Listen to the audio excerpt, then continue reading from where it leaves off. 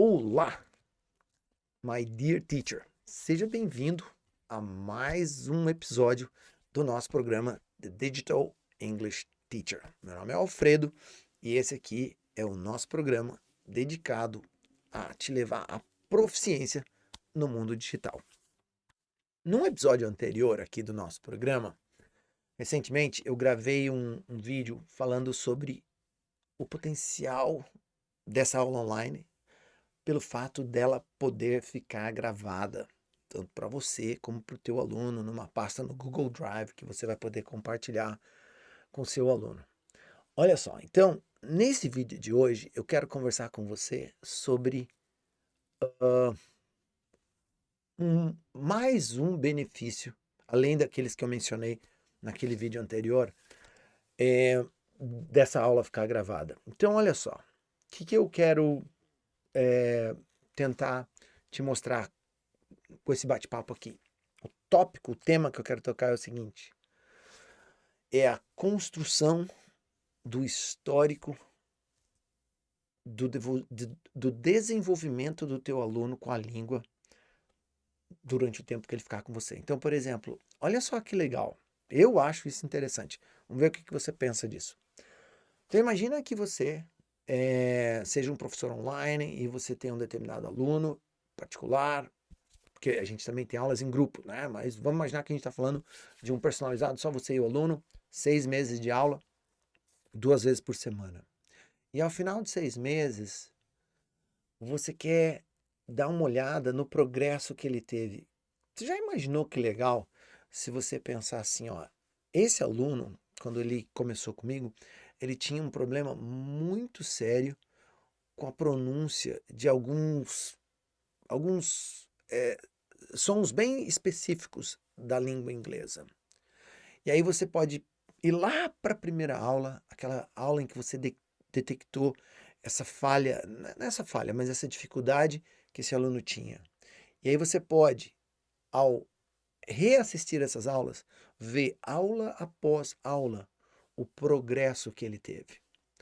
Você pode voltar nas primeiras aulas e verificar assim, por exemplo, foi aqui na aula número 3, na aula número 4, que eu fiz uma revisão do passado simples para ele, porque eu sabia que ele tinha uma ideia de como usar o passado simples, mas é uma ideia que a coisa estava meio bagunçada na cabeça dele. Então eu organizei, eu dei uma aula explicativa, expositiva, mostrei para ele como é que o verbo to be funciona no passado, que ele já funciona como o seu, ele é o verbo e ele é o auxiliar, e que para os outros verbos eu uso o auxiliar did, e aí eu tenho que lembrar que eu tenho no passado simples verbos regulares e verbos irregulares, e em função de eu ter verbos irregulares, verbos regulares que com a terminação ed, né, com o sufixo ed, que é acoplado ali ao verbo, eu também, claro, preciso ensinar para os meus alunos como é que esse ed é pronunciado, quais são os sons.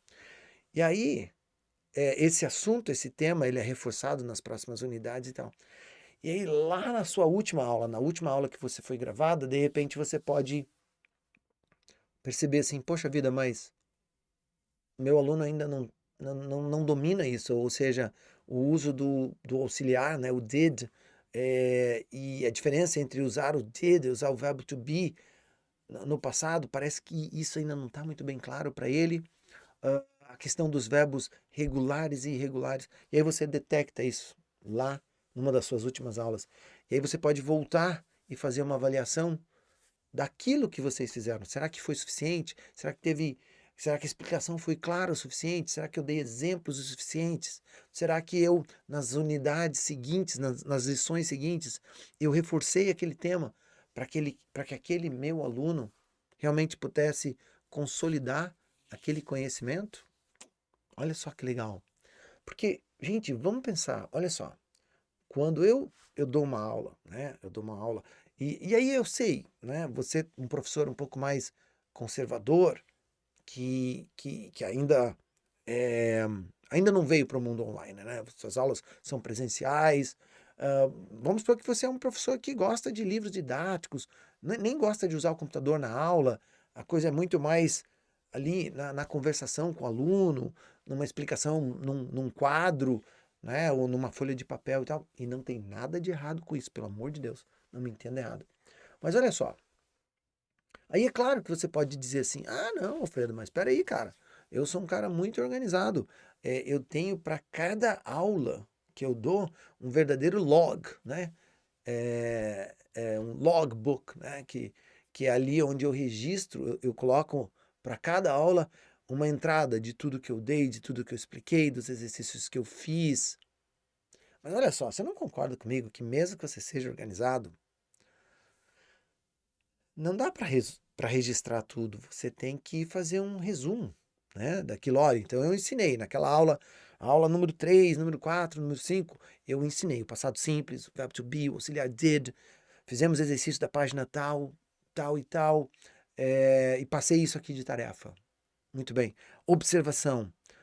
O aluno sentiu um pouco de dificuldade com verbos irregulares, talvez, e você anota aquilo ali e tal.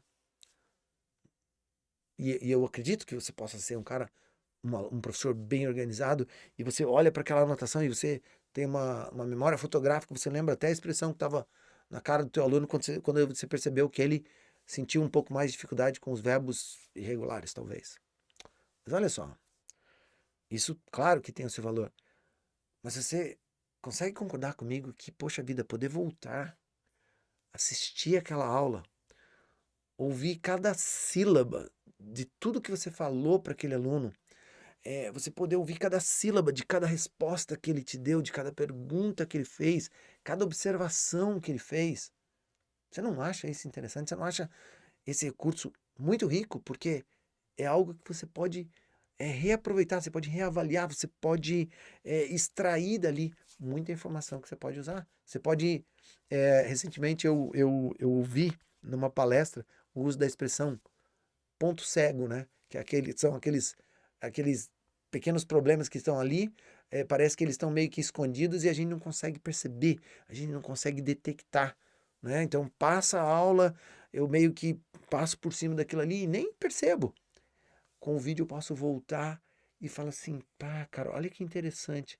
Então, na verdade, nesse momento, quando eu estava dando aquela explicação ali, eu achei que estava tão claro, para ele não estava. Ou então, imagina assim, ó, que você tem certeza que quando você explicou, você deixou muito claro a diferença entre o verbo regular e um verbo irregular, ou lembrou de trazer uma exceção, por exemplo, um verbo que em inglês ele tem duas formas. Ele pode ser tanto usado como um verbo regular e ele também tem uma forma irregular. Vamos imaginar alguma coisa assim. E aí quando você assiste o vídeo de novo, você fala, pô, cara, é um ponto cego ali, ó, eu não percebi aquilo durante a aula.